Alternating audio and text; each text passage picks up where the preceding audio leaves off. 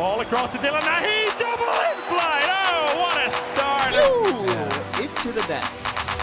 She does it again. Yes. And Magdeburg are the champions of Europe. For something here. She has a game. Machineseeker. What a comeback!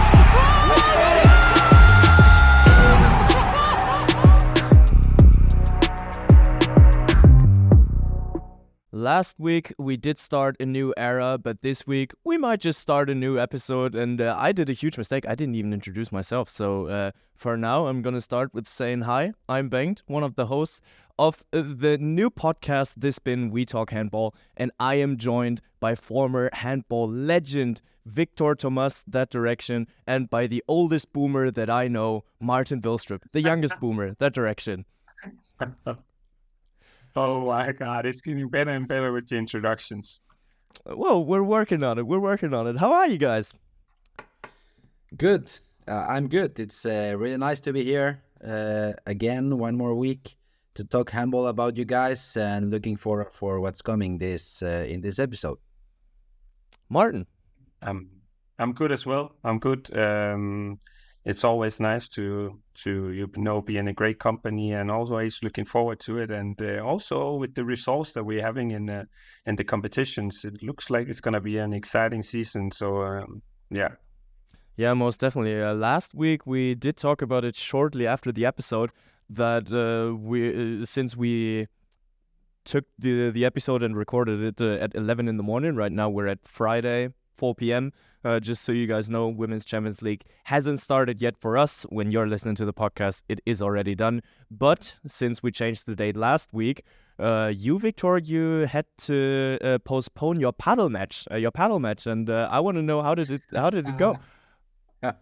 Yeah, last week I had to postpone it. This week I could play in the morning, so that was okay. Oh, so you are 2 paddle matches older than last episode. Oh, more than that, you know. I try to play every day in the week if I can, but no, it's not always possible. Ready to take it up on Nikola Karabatic yet? He has no chance. At this moment, he has no chance. Oh, I'd be keen to see that. Martin, what would you say? Where would you rate your paddle skills? Oh, I haven't played that much paddle, you know, but I would assume that I'm pretty okay. I'm actually in a group with some of my friends that I told them whenever they're missing out a player for a match, they can write me, and let's see how it goes. But I'm waiting a little bit to go up against Victor. And the phone has never ringed yet? They are not calling you? It's not always the others. You should think that that's maybe for a reason, you know. Might be. But since the last episode of The Spin last season and the first The Spin episode this season, there was a new apartment being bought. How about this week? Did you buy a new apartment between the last episode and this episode, Martin? No apartment being bought yet. I was actually Wednesday looking for something we call here in Denmark. You can consider as I would say a summer house. You know, a tiny house where you go usually in the summer. But I didn't buy anything. But I decorated the home a little bit better, as you can see, than last time. Pictures on the walls, and you know, because there were some guys criticizing me for the most decorated in the watch along where we had it. We can see kind of a blanket back you in the couch. It's for my dog. Okay. But what is it actually behind you on the shelf? So there are like those 2 eggy things. I'm just explaining it for the guys who are not listening on YouTube, but on Spotify and Apple and something like that. We are a video podcast, so you guys can join us on YouTube as well. And then you can see that rather interesting accessories behind Martin in purple and in yellow. What is it? How would you say? It's 2 skulls, you know, I bought when I was in Mexico, and they are hand painted. So I actually find them. I had to find some colors to my home and give it a little bit of feminine touch. Otherwise, I'm very much black, as you can see, and then white. Yeah, dressed all in black. That's probably the way. You said it ahead of the podcast. I'm freshly shaven as well, with a new haircut. But I did it myself. And then on the other hand, I'm shaving my hair or I'm cutting my hair since COVID. And that's when I was thinking, have you guys changed anything in your daily behavior since COVID? And I'm not talking about one of us being a professional handball player and finishing his career and having an entire new life, but just in your daily doings, in your daily life. Actually, no. When the routine came back, I think my life is, of course, having in mind that my life changed completely after handball career, but I haven't changed anything. How about you, Martin? Well, that's a tricky question because then you start thinking about if I changed everything, and a big cliche would be that I start appreciating the company with my nearest the more. But I don't think I've changed that much. But talking about haircuts, I actually go to the hairdresser every 4th week to get my haircut. You cannot see it because I wear a cap, but normally I do. Yeah, your head is completely covered. Your head is really completely covered, so no one can ever see whether you went bald since the last week or whether you still have hair. Next episode, I won't bring the cap. That's a promise. Then, so it's one to look out for. Sounds good. It's a So teaser. that one is for you, YouTube, Spotify and Apple Music community. Go and check it out on Spotify, on YouTube. Now I got it in the right way. And then you will be able to see our, great guests that we are having in the show each and every week. Last week it was Nikola Karabatic, and I don't think that she's there yet, but we can talk a little bit about her because she's a Brazilian goalkeeper. And Martin, you were able to talk to her last season as well already.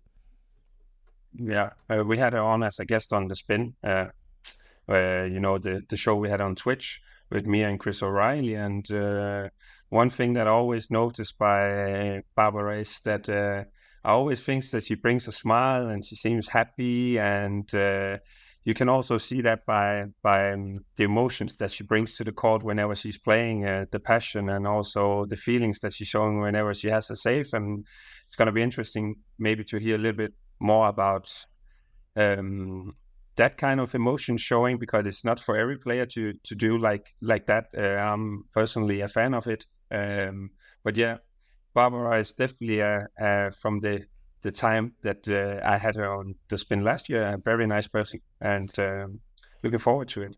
And I am looking forward to it, whether she will come on with a smile as well right now, because we do have her in the show. We did invite her, and she made it on time. Ladies and gentlemen, let us give a warm welcome to Barbara Arenhart. Thank you very much. I'm so flattered. I was just listening to you, like talking about me. You can continue. It feels good.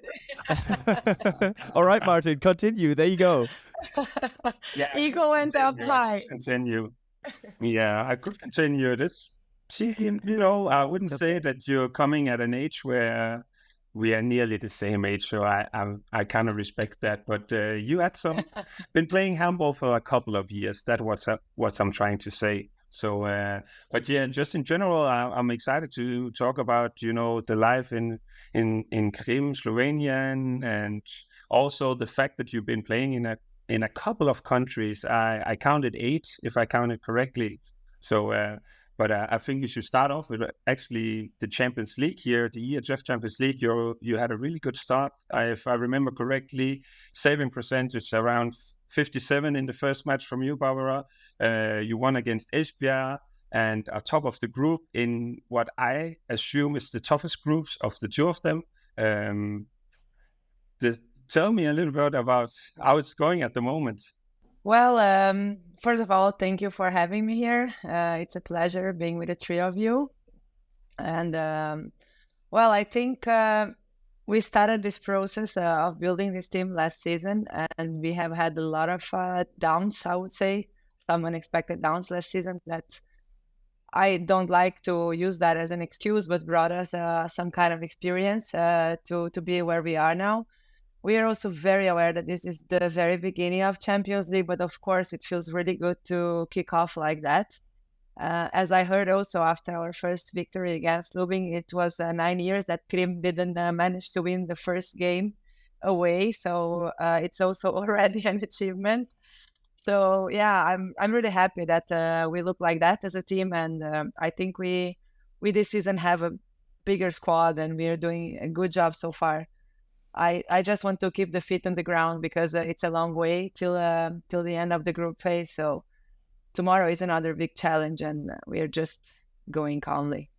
But I mean, that start isn't just the top of the table at the minute, but it's the best start in the last 10 years for Krim. What's in it for Krim? Yeah, we've been talking about that. Of course, it's been great to be part of this achievement, but I think we also expected to be at this level.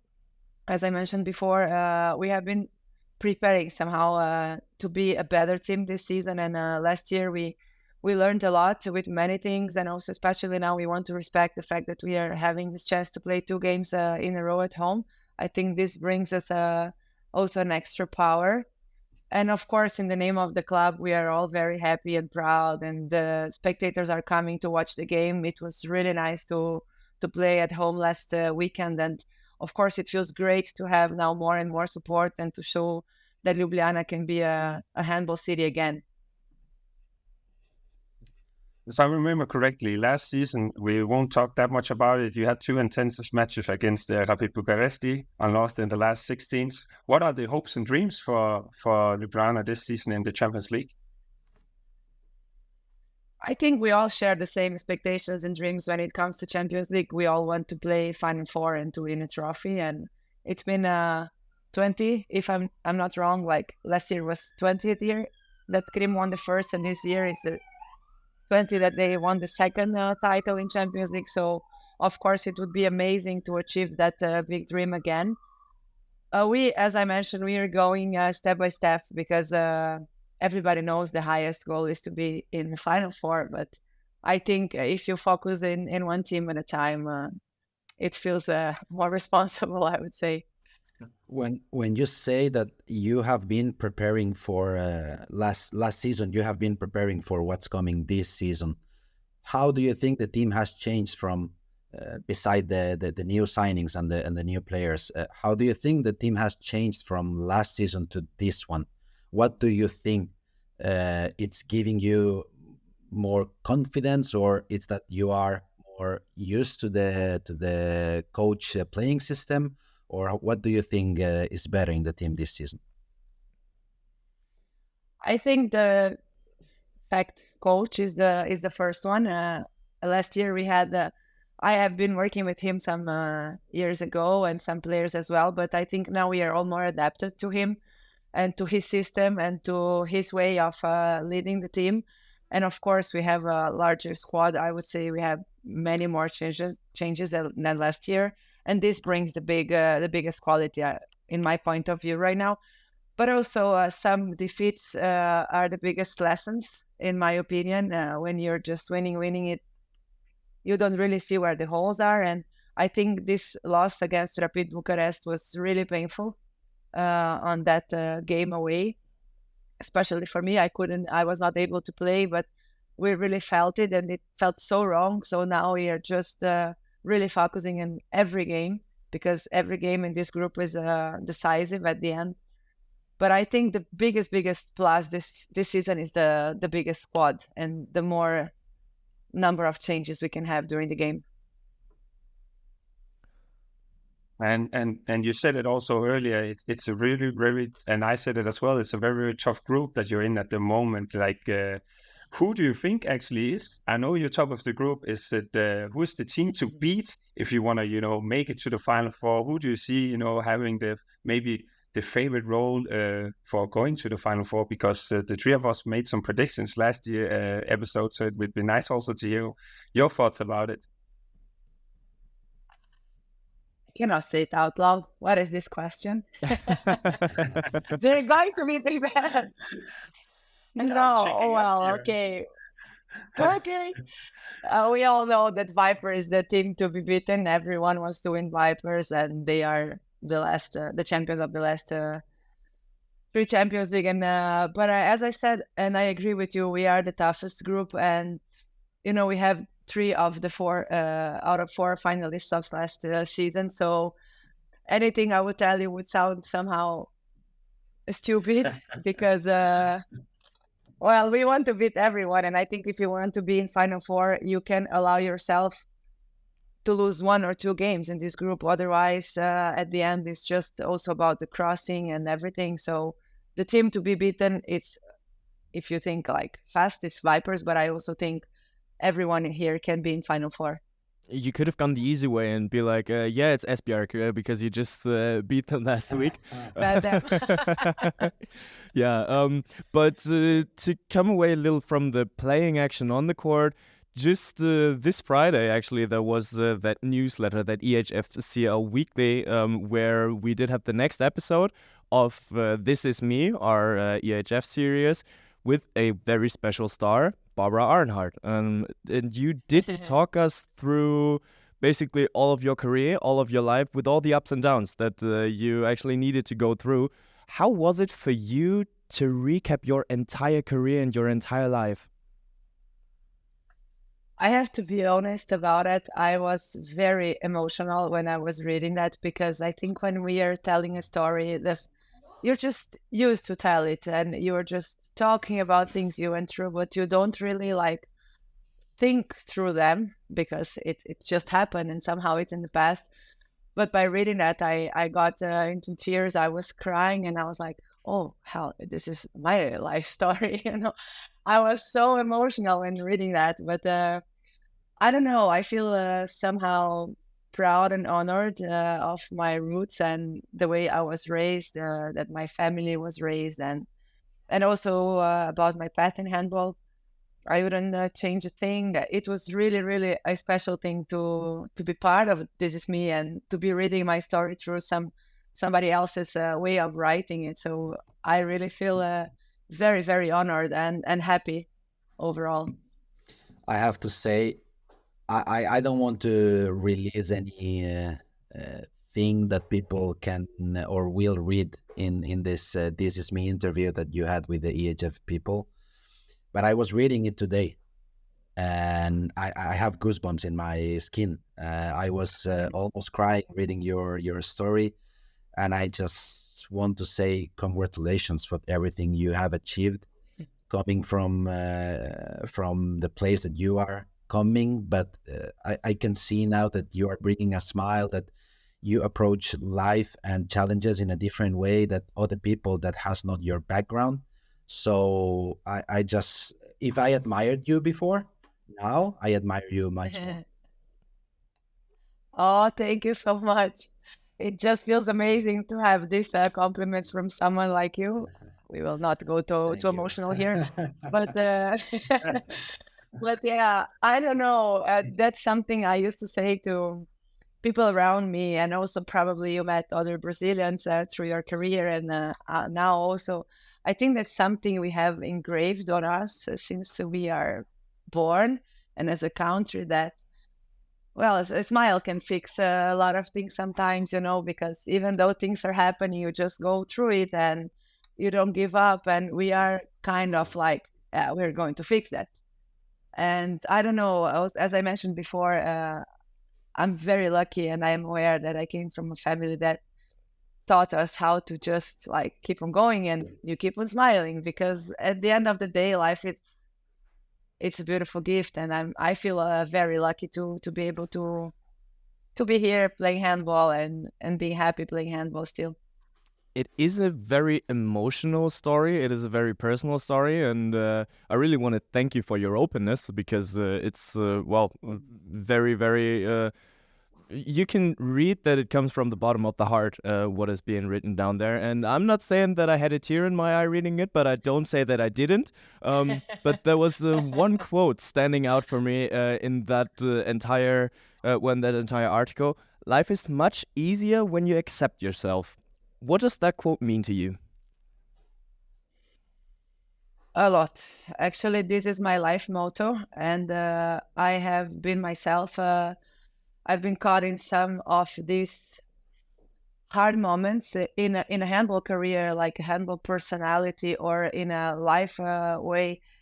that you're doubting yourself, that you're doubting if you're good enough on the court, if you're good enough as a person, if you are worthy in every field of life. And I just wish everyone could feel free in their skin, in every matter, in every way of life. So this quote is really like something that I try to bring into my daily life and to the people around me, because come on, it's just like we're all here, we're all humans. And if I can be who I am, and I can first accept myself as I am, then I can try to make others accept me. So I think this is the very first step of just, and then everything comes with it. I mean, performance or your relations in life, the way you approach life. So I really, when I have a way of wishing happy birthday to people, or it is like, I wish you freedom of being, of doing, of feeling, because I think this is the only thing that can bring the best out of people. Yeah, most definitely. Victor, you want to say something? And Yes, I also have another quote that I really liked it. I have listened this quote before, but coming from a person that it has been through a process like you, that you say that the process is the happy part, it amazed me. And I really like it. Well, I really also believe in this, because I don't know, sometimes we are just somehow carrying a tag or titles as players and as athletes, and that you were just worthy if you're hanging 1,000 medals around your neck or lifting trophies. And I will never forget my feeling when lifting a world championship trophy. I was just looking around. It's an amazing feeling. I really want to feel it again. Don't get me wrong. But then what do you think in that moment about the process? It's just like, oh my God, everything we went through to achieve this is what makes that moment so special. Otherwise, where is the big meaning here? So I really think in life is also like this. As I mentioned, my family a lot, because they are my big role models. And I just watch back my father's story, and I look at him now and I'm just like, what a process. Because at the end, this is the story you will tell. So I really enjoy the process, like training life, what you do to get better. And then when you are up there, you're just like, yeah, that was fun. That was nice. Well, I really believe in it. Amazing. I love it. But I also, jumping maybe to a little bit of a different topic. I mentioned earlier also you've been played in 8 different countries, and if I recall it correctly, last year I had you on the spin as well, and I tried to convince you, just telling you that the weather in Denmark is pretty good. You can keep on trying. I guess your answer to that was, I'm pretty much Brazilian. I'll always choose the sea. But also the part about changing countries and also adapting to cultures is also have to have you as a person have to I wouldn't say start from a scratch every time. And also read that in This Is Me that you brought your sister with you for the first 6 months. You don't find it tough, to going new places, new language, different cultures, or is it just a part of being Barbara and gaining these personal development as well? I really like that question, because I don't want to romanticize the processes, because it's not always easy. And of course, we're going through a lot of tough times. And especially when moving to a new country, getting to know new people, systems, handball ways, and everything is, of course, at least for 3 or 4 months, you're just trying to find yourself. And then again, like, okay, that's who I am, but am I fitting here? Am I not fitting here? But I found out in that interview to This Is Me that maybe I might be a nomad. I cannot be that long in a place.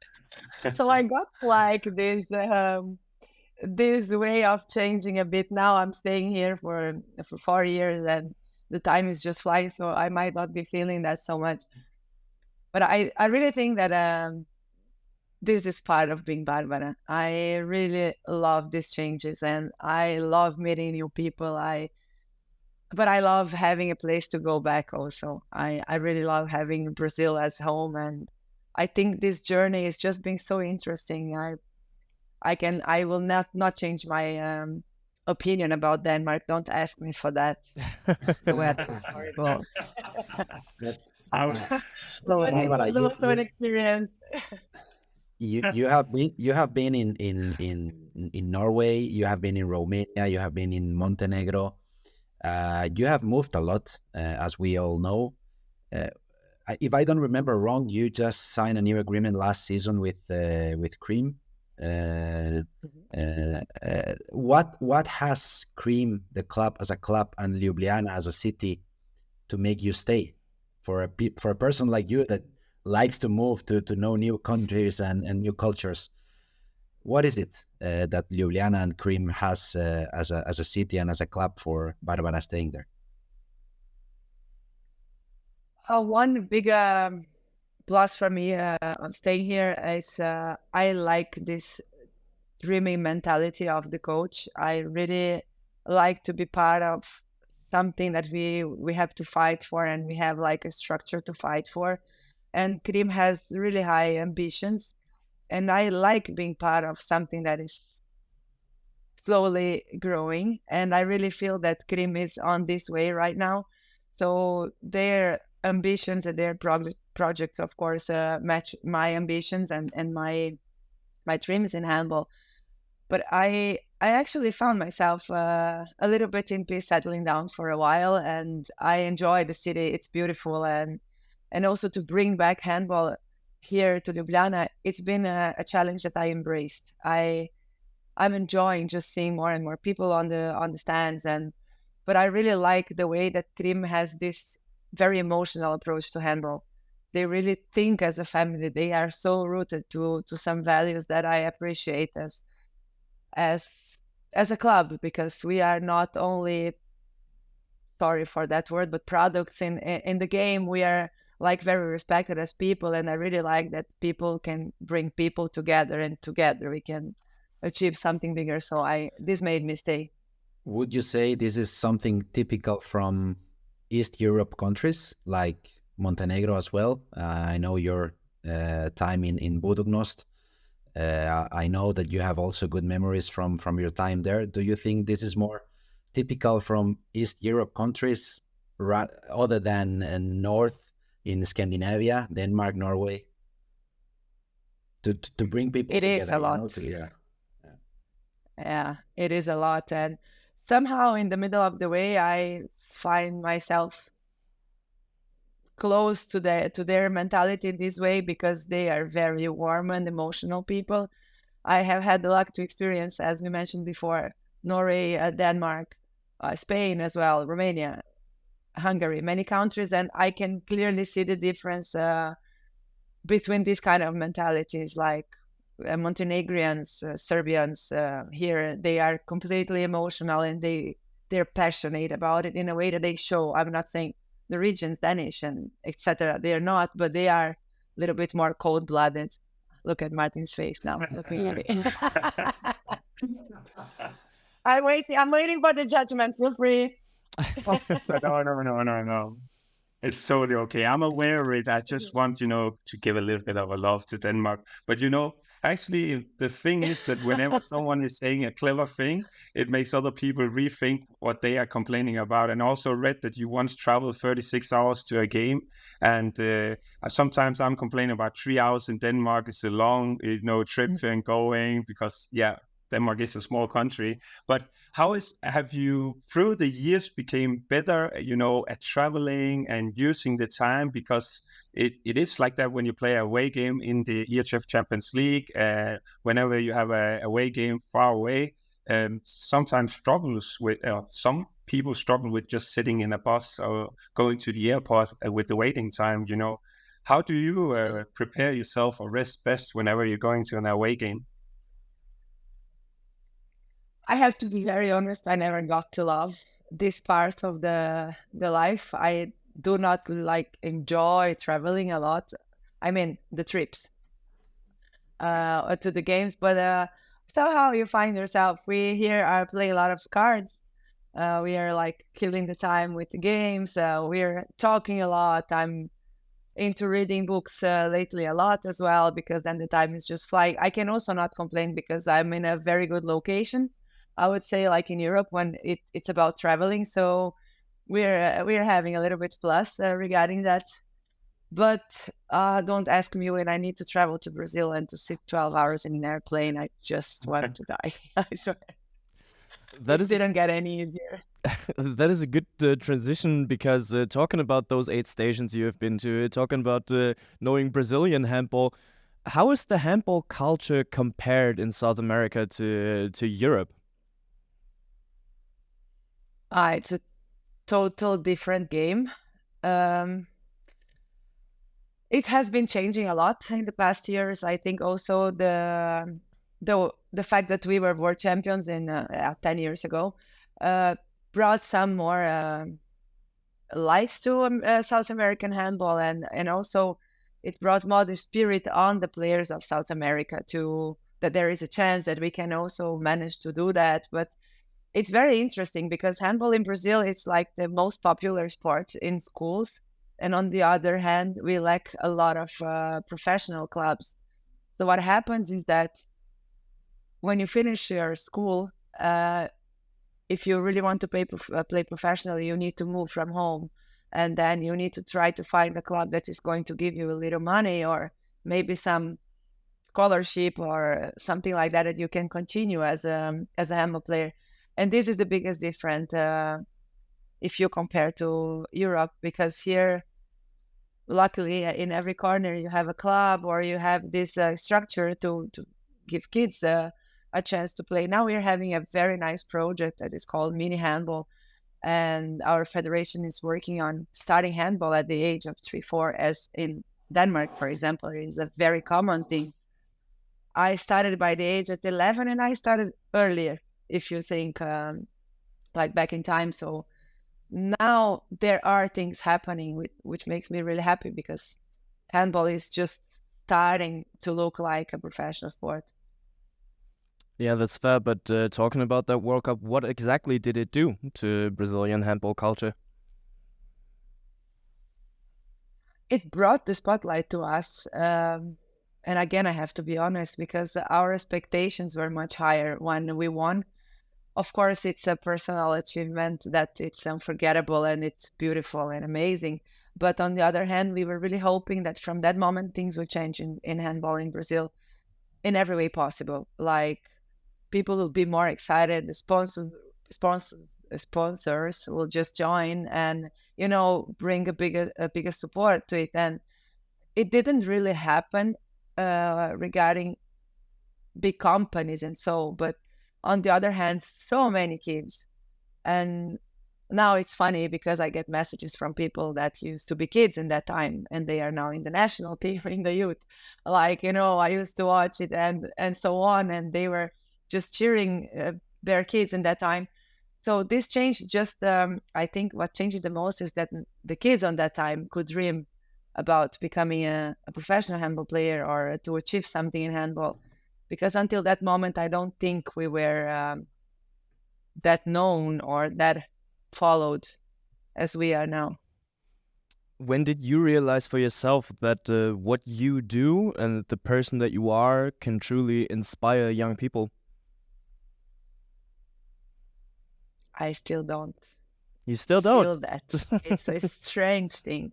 And how to say that? But I think that's like, the key. we get...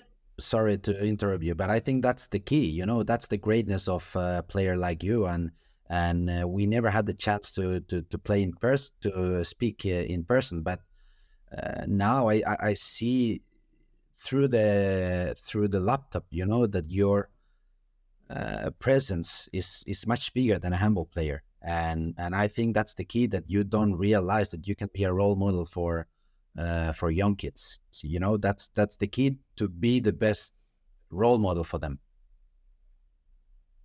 Are you really going to make me cry in this? Really? And That's not my intention. yeah, I Sorry, got you. sorry. No, we don't want that. We don't want that. But looking back on your career, maybe it is a little personal question as well. But still, looking back at your career, what advice would you give the younger Barbara Arenhart at the start of her career? I would say just keep on going, like dare to dream, just go on and just don't listen too much to your inner critics because they can really be tough on you. So I think that's also like the thing I say to young players right now, just work and go on. Go on. These too shall pass, like tough times will be behind you, happy times will be behind you. Just go on. And if I would know that back in time when I was a little bit younger and a little bit lost in space, every time I moved to a new country or team, I think life would have been a little bit easier about finding myself in some new environments, because these doubts and this self-criticism are so hard and they're not coming from the outside. So I would say to myself, just go a little easier on yourself too. Did that inner criticism help you to become a better handball player? In one hand, yes, because I think if you are just satisfied to achieve something then there is no point of keep on playing this game. And on the other hand, it sometimes brings you a lot down, because there are two types of self-criticism. I think the one is one is a kind that moves you on and just like, okay, I'm gonna do that because I'm not good at it, or I need to get better at it. And the other one is just like, oh, am I really good for that? Should I be here? Do I belong here? So I think there are these two types of self-talks that are totally the opposite. So the one that helped me, of course, is the one like when I realize I need to get better on that, then you can move on with that info. The other one is just bringing you down. So I try to avoid them. No, but I want to, I said it also earlier, playing with the passion, feelings, and attitude. And also you do it every time you have a save. And yeah, I like it because, as you said, also with the process, there's been a lot of hours on the training field put into a potential save, or video sessions, watching the shooter shooting somewhere. And then, I wouldn't call it a relief, but it's very satisfying that something that you train a lot of, you can succeed on whenever you have a game time. But is it just something that comes natural to you? Or is it to put some energy into your teammates, the arena, or is it just, Barbara showing off, the feelings, or whenever she does good? I don't know. I think we also had that talk the last time, but I'm pretty calm in life. Like, okay, I'm a happy person and this, but I'm pretty calm, But I feel that handball still moves something in me, that I become a little monster, let's say, like this. But when I also think that the game itself brings that many emotions on you that sometimes it's just like, I knew it, and that's why I just scream. And sometimes I'm like, oh, finally, I saved that one. And then I just have to take it out, But this is just in my nature, and I step in the court. I think the other side of me is just totally free to play handball, and then I just let it. I don't think of it, and sometimes I have to say I'm embarrassed to watch myself. So it's not always a pleasant thing. You don't need to be, I would say. No, you shouldn't be. You are a true fighter, but it's also sometimes a hard time, I would imagine, playing in front of a big crowd and they making a lot of noise. And then, as a goalkeeper, you try, tempt the shooter to shoot somewhere, and then they does it and you make the save. Why not show some emotions just to show off that the hard work pays off? Yeah. I have this memory of us playing in the final in Serbia. I think we had around 21,000 spectators, and from those, all 8 were Brazilians. And in one moment, the whole stadium was just quiet, and we could just hear ourselves and these 8 little Brazilians in the middle of that crowd. So I also say, like, it all depends on the moment of the game.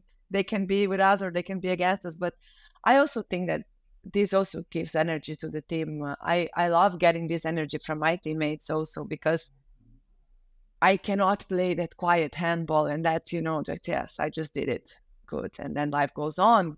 It's a nice thing, we're training every day for that. So You mean but quiet it's very handball like natural. in Denmark? Yeah, something like that. Please, Danish people, don't hate me. Okay. We have a different culture here. But I see where we're taking you, because Victor, I was also maybe asking you about the travel hours, in a plane, having the tough times, being a tall guy, but I don't think you know that kind of troubles. It's getting personal here. It's getting personal here. It's getting personal. Oh yeah. Okay, Well, we will not talk. I actually like Denmark. I swear, I do like Denmark. I just dislike the weather. Please don't take it personal. I swear. It's not. look how she's crawling on her knees to get those Danish followers back. I just lost all of them now. Probably.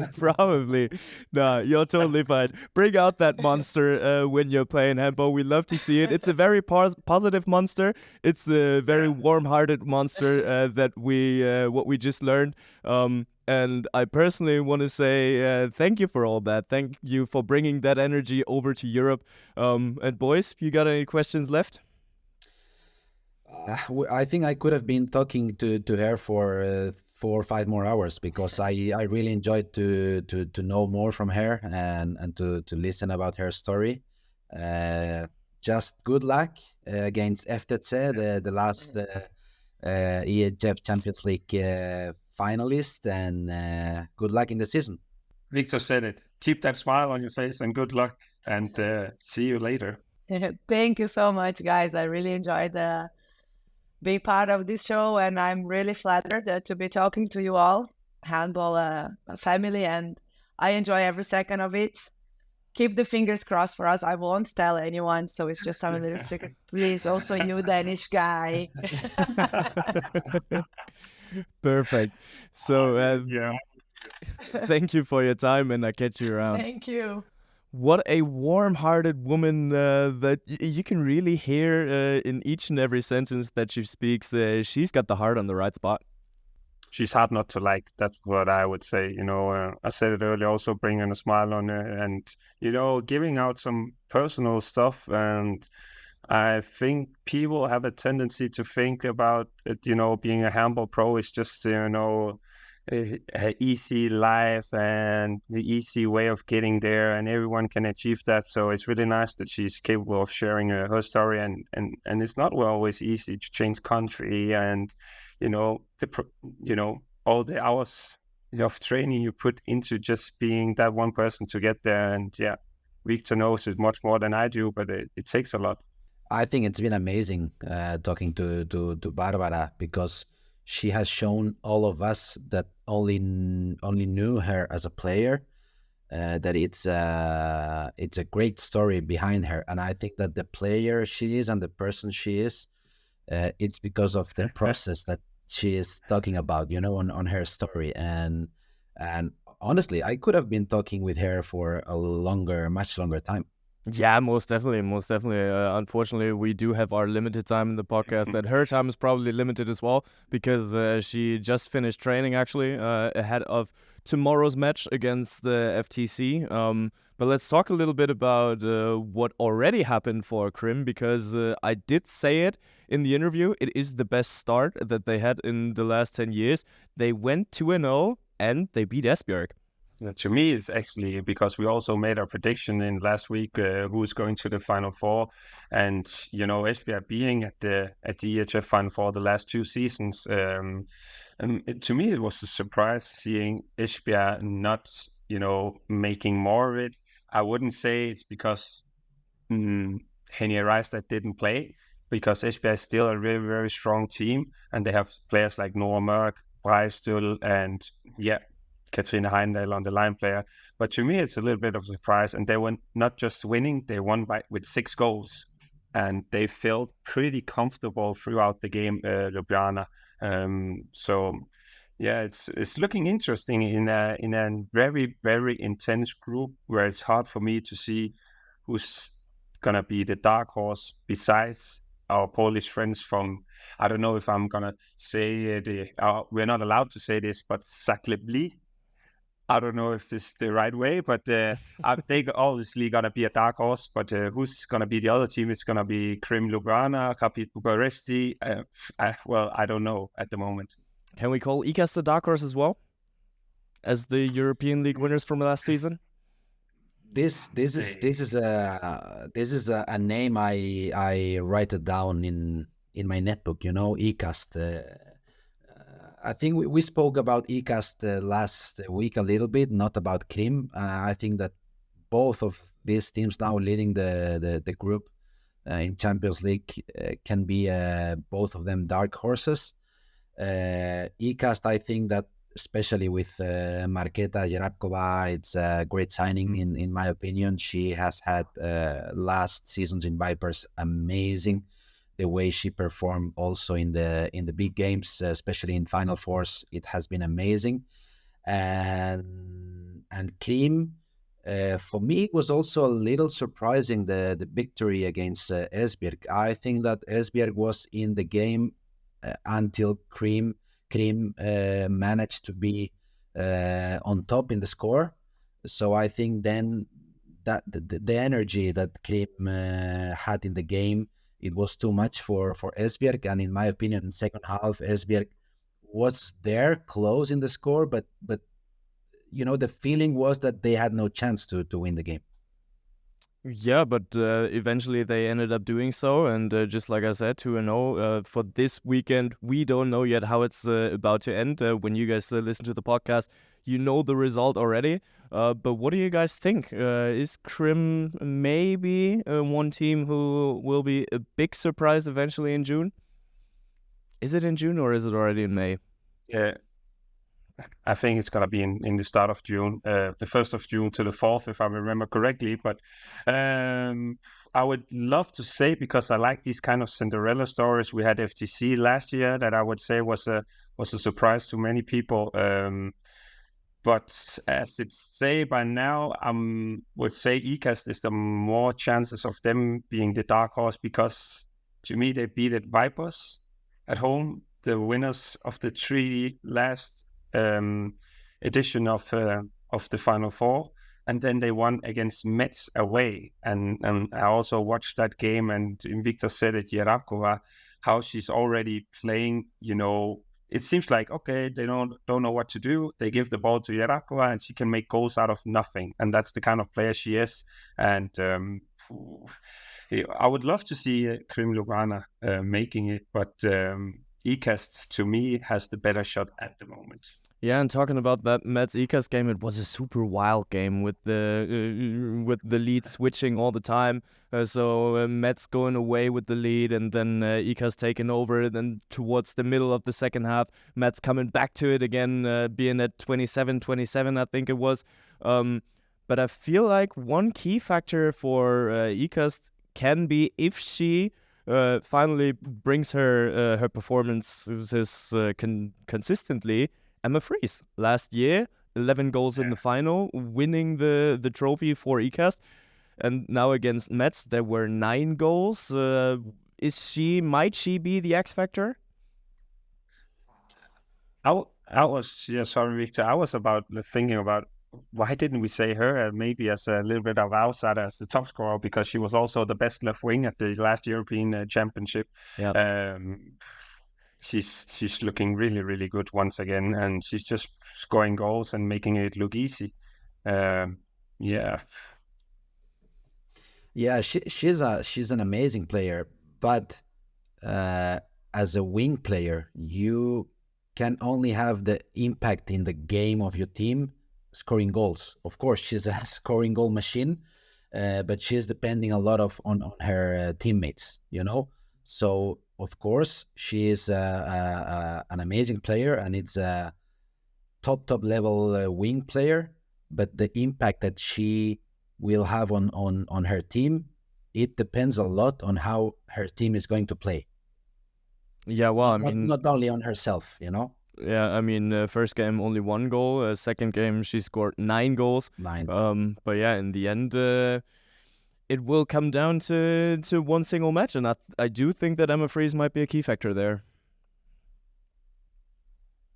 Yeah, but I don't disagree. But yeah, Victor has a point. Wingers and kind of also rely on, having some backcourt players being able to, to play more wide on the field and actually giving the balls to the wing players. But she's really good in the counter attack, and she shoots the penalties, and she's just fast. And whenever she gets the chance, she seems like, hitting high percentage of the shots. But yeah, just in general, ECAST at the moment seems like a well functioning, I wouldn't call it machine, but a team with the Ingvild Bakkerud also making 8 goals, Sharapova 7 goals. I know it was a high scoring match, but in general, also whenever they're going one person up, they bring in Simone Petersen to play it and control that. So it seems like people at the moment know their roles, and I think that's very important for a team to function very well. And they surprised me with, beating Vipers and Mets. I saw them have a chance home against Vipers maybe with a new coach, but away, Mets, they're my favorites for the title. So obviously I'm surprised. Well, talking about surprising victories, how do you guys see Bietigheim at the minute? Because they just come from a victory over CSM Bucuresti.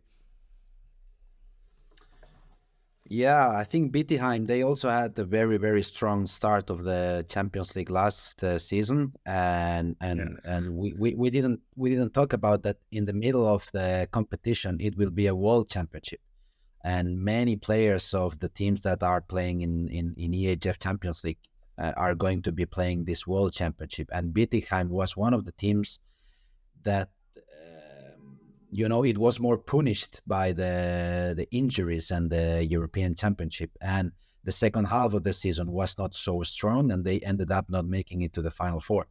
Of course, this it's not surprising me that they start very strong because they did it last season as well, but they have to show all the handball community that they can do it all season long, and for me it was a little surprising, the victory against CSM Bucuresti, because in my opinion, CSM Bucuresti are my favorites, as I told you guys last week. So of course, they have the potential to win this kind of games, but they have to show that they can do it for the whole season. And I mean, a good start for some surprising teams automatically means a surprisingly bad start for some of the favorites, some of the, by name better teams. For instance, FTC coming in with a new coach, a Danish coach, just saying it like that. But yeah, after 15 years of Gabor Elek, there's Martin Albertsen taking over for FTC, and now they are facing a 0 out of 2 start. Yeah, and it's a tough one. And also speaking about Bietigheim and FTC, sorry for FTC here, but if I remember correctly, Bietigheim won with 19 goals home against FTC, and in the end, FTC ended up being in the final four. So a lot can still happen. FTC suffered 2 big losses, and now they're gonna face Krim Ljubljana, who are playing more confident, as Barbara said. It's in Slovenia, so yeah, obviously that's going to be a very, very tough one. And if they're going to start off the season with 3 losses, they're off for a really, really difficult start in a group, as I said, that is really, really tough. So I have Krim Ljubljana as a favorite in this match, obviously, but I'm not surprised that Ferencváros lost the 2 matches that they lost. But with that many goals, I'm surprised about. But as I said, they lost with 19 goals against Bietigheim last season and still ended up being in the final. That's the beauty and about the Champions League also. Well, the Women's Champions League has started, and it's starting to make really, really much fun. But on the other hand, the Men's Champions League, it did go off with a rather interesting start as well, because let's just start with the reigning title holders, with Magdeburg being smashed by Barcelona. Oh yes, yesterday it was a very strange game. I think the feeling was that Magdeburg they were not there. Yeah. Barcelona, they played amazing defensively. It was crazy how Barcelona played against such a big players of Magdeburg. It seemed like Magnusson, Klar, Damgaard, Lagergren, Svarason, all of them. They did not have any solutions, and not even in 1 against 1, which is something Magdeburg like to play a lot. They had no chance during 60 minutes of the game, and for Magdeburg to start off this season with 2 losses, of course, it's against 2 big teams like Vesprem and Barcelona. But for the reigning champions, I was not expecting this start from them. Yeah, I'm especially a little bit concerned about their defense because in the first match, Martin, we watched it together. The defense just didn't get a hand on the match a single time of the day, and then this time it was Sergei Hernandez in goal, who at least had an alright day, but he wasn't able to save it either. No, you said it yourself, but also commentating on the match with Barcelona. Speaking about Danish guys, I think Emil Nielsen also played a really great game in goal, and also Dikamem once again. I think it was your prediction as MVP, Victor. He also played a really very great match. And also noticed that no player from Magdeburg scored more than 3 goals, and normally you see players like Damgaard. He has the potential to score a lot of goals. Magnusson.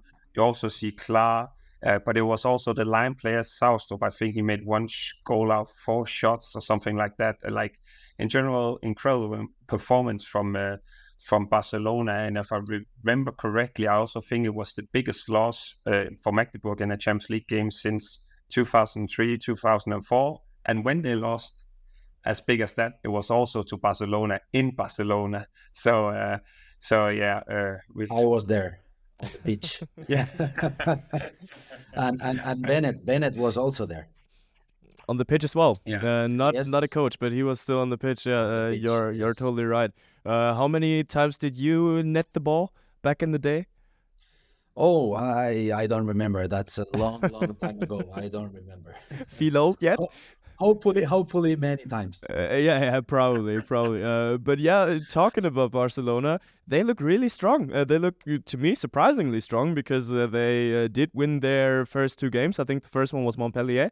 And now running over Magdeburg, and those are 2 teams that you can't entirely rule out when it comes down to who's going to Cologne. But Barcelona doesn't do any small business with them. They are getting the big bucks there, and especially Dikamem. He seems to be one of those guys who is profiting from those, I call it backcourt problems that we talked about last week, because right now, after 2 games, 16 goals for Dikamem.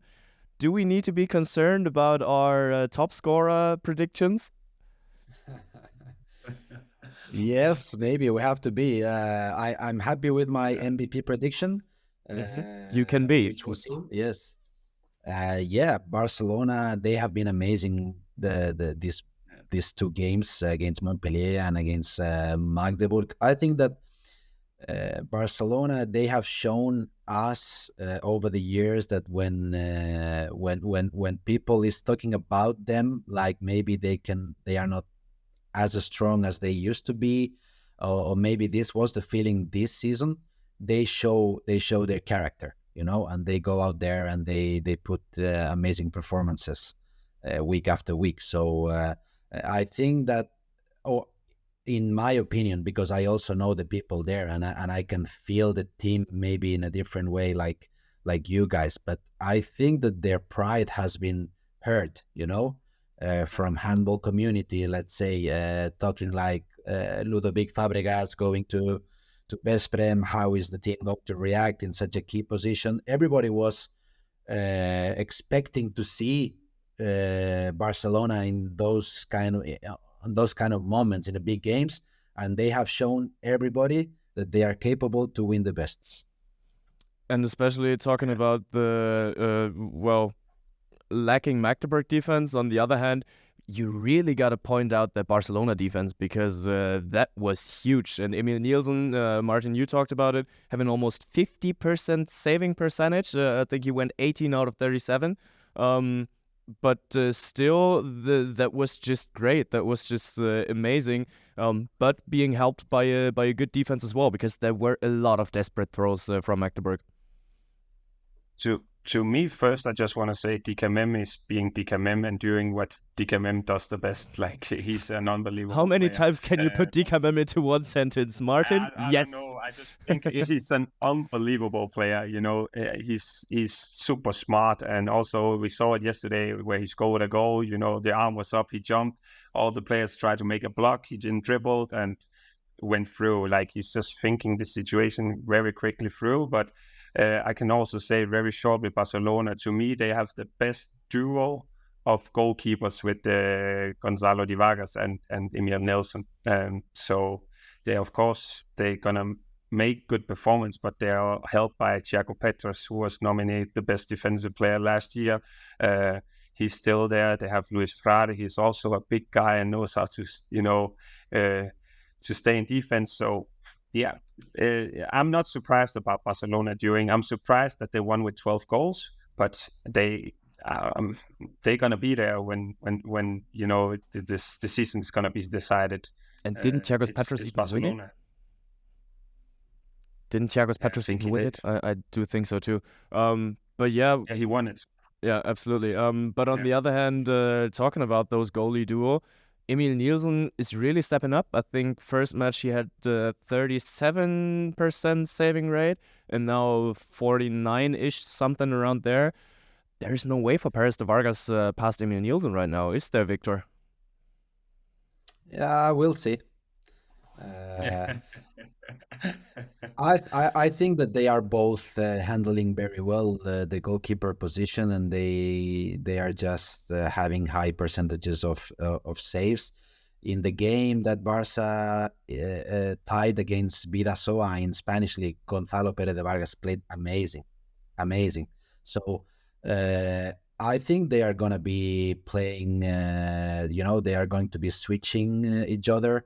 And Emil Nielsen, of course, it has been a key player in the last two games, but Gonzalo must be ready for what's coming, because you never know. You never know when Emil is not going to have his day, and then Gonzalo must step up. Yeah, especially as the season he's more goes longer. Experienced also, Gonzalo. Yes, sir. He's more experienced than Emil is, although Emil is performing really well. And also de Vargas, he knows this kind of rhythm. Also from the national team with Corrales, where they kind of, switch every second match and kind of, switch more often. So at the moment, we're just, seeing Barcelona taking advantage of having two really, really great goalkeepers. So maybe next episode, we will talk about Pérez de Vargas. He was unbelievable in one game. It wouldn't surprise me, but as I said, the best duo from every team, as I see it. But I have a theory about this goalkeeper's situation, and I'm not a goalkeeper myself, but I think that to have two number one goalkeepers, it's not always the best, because goalkeepers, it's a very special situation, and I think that goalkeepers, they need confidence, a lot of confidence, not only on themselves. They have to feel the confidence of the team and also the staff, and it's important that both of them, they know their role in the team.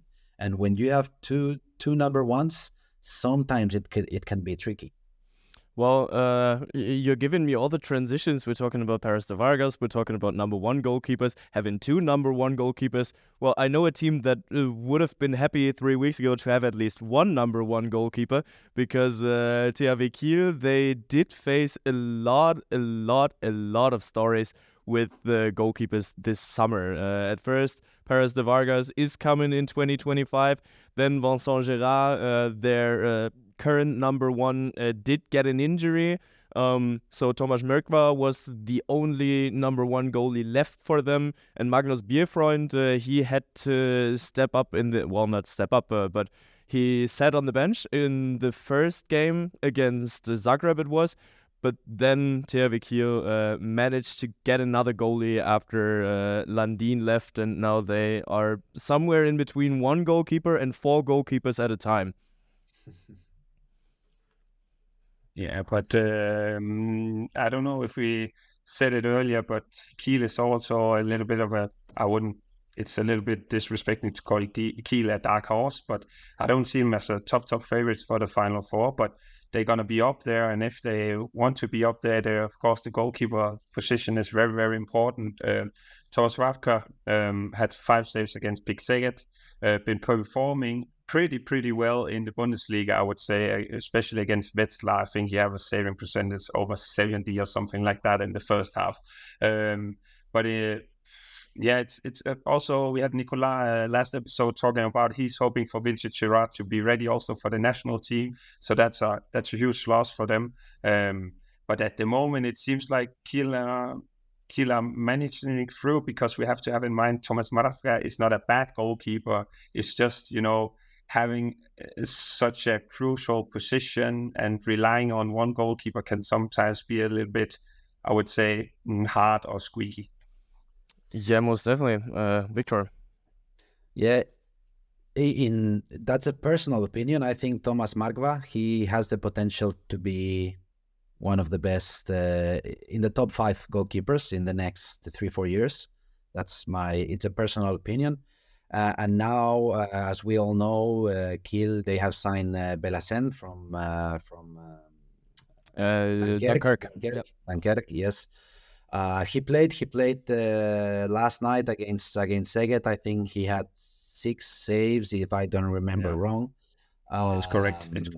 Yeah, and of course he has to handle. He has to handle the situation now, because playing in Kiel in Wunderino Arena, it's not easy. It's not easy. It's the colors and the jersey of Kiel as Barcelona. It's very heavy once you put it on. But I think he also has the potential to be a good addition of the team. And let's see how he is establishing himself in the team and how he is performing. But I think he has a very, very big potential.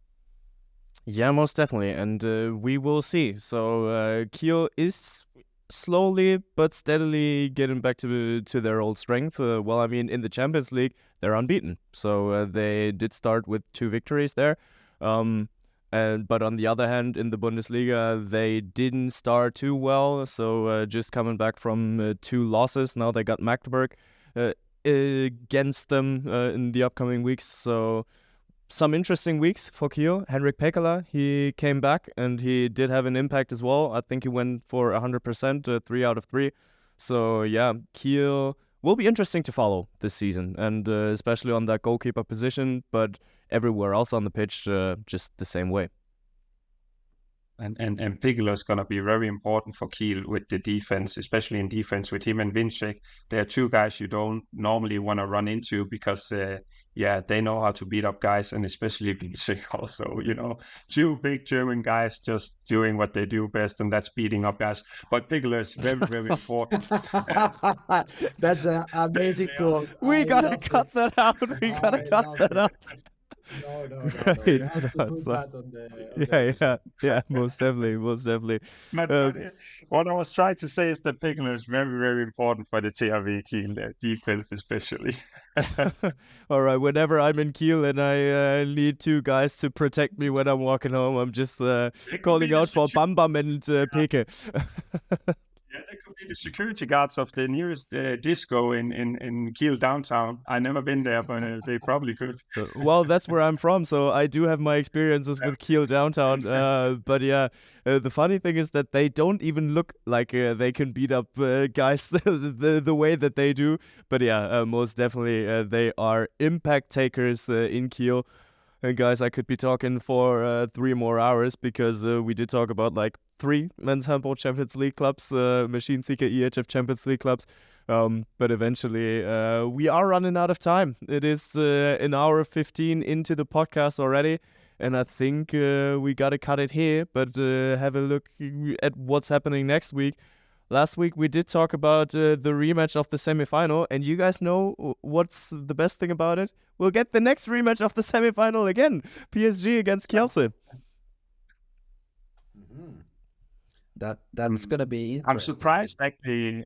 Yeah, I'm sorry, Victor. I'm surprised that you didn't bring any merchandise from Kielce, Bengt, that you're actually sitting in a black place there and don't have the Kielce jersey on or the scarf. But yeah, continue, I'm sitting Victor. here in my journalistic neutrality.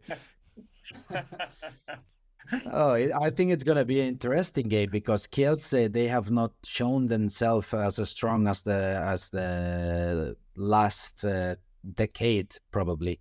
So I think it's gonna be very, very interesting. For me, it was also surprising the short victory of Paris over Zagreb. So you want me to make a prediction or? Sure, go for it. I think Kielce is going to win. That's my boy. Yeah, no. And also because it's in Poland, but Kielce is still, I wouldn't say lacking the miss of the big bad wolf, Andreas Wolf in goal, but I'm going to say Paris Saint-Germain is going to take it. It's going to be a small win, but they're going to take it. Yeah. You can't have me as a tiebreaker. I'm going for a draw. It's going to be a 34-34, 7 goals by Nikola Karabatic, and Alex Dushabayev scoring 20. He's got to take that leading spot in the top scorer list. Other game that I'm looking forward to is Veszprém against GOG. Both teams haven't been beaten yet. But, it will be a tight match in Group B. Probably some game to decide who is going through in the first 2 sweet spots. But, I don't need to ask you guys. You have Telekom Veszprém as the title favorites, right? Yeah, I think it's gonna be Veszprém. I think it will be hard for me to don't take Veszprém as a favorite in any game this season. Of course, they struggled. This last week against Montpellier at home, but they ended up with the 2 points. So I think Veszprém it's very, very strong, and I think they're gonna win. I'm very much looking forward to your prediction. I think it's match day 5 where Barcelona is taken up on Veszprém. Then I will see whether you put Veszprém in the favorite role or not. The only 2 times I'm not gonna go with Veszprém is against Barcelona. I can never go against Barcelona. Will it Never, only be ever. 2 times this season that they are facing each other? Let's see. Hopefully not. Good Hopefully it's gonna be 3. Yeah, good answer. Sweet. I also Martin. think that Veszprém is going to win, but to be honest, if I have to say, and I will say it, and I hope, of course, GOG is going to win. You, as the fellow Dane but, in this podcast, you have to say that. Yeah, that also, but also because I played 4 years in the club, but still, they won against Wisla Plock with 4 goals. I saw that as a tight game, but there are interesting games coming up also with Montpellier, Wisla Plock. Montpellier did it good, but Veszprém. The way that Victor said it also, they ended up winning. Montpellier did great, and they were also in front with 6 goals. But it's because they can keep the intensity and throughout the entire game because they can change players all the time. So yeah, Veszprém is doing what me and Victor predicted so far. It will be an intense week of Europeans' top flight handball, and I'm very much looking forward to it. I'm very much looking forward to talking to you guys about it next week once again. And big shout out once again to Barbara Arenhart, who had a great chat with us. It was great having you as a guest here. And a big shout out to you as a community listening to this handball podcast once again. We are very, very happy to have you and looking forward to next week when it's time to talk handball again. Ball across the Dylan Nahi, double in flight. Oh, what a start. Into the net. She does it again.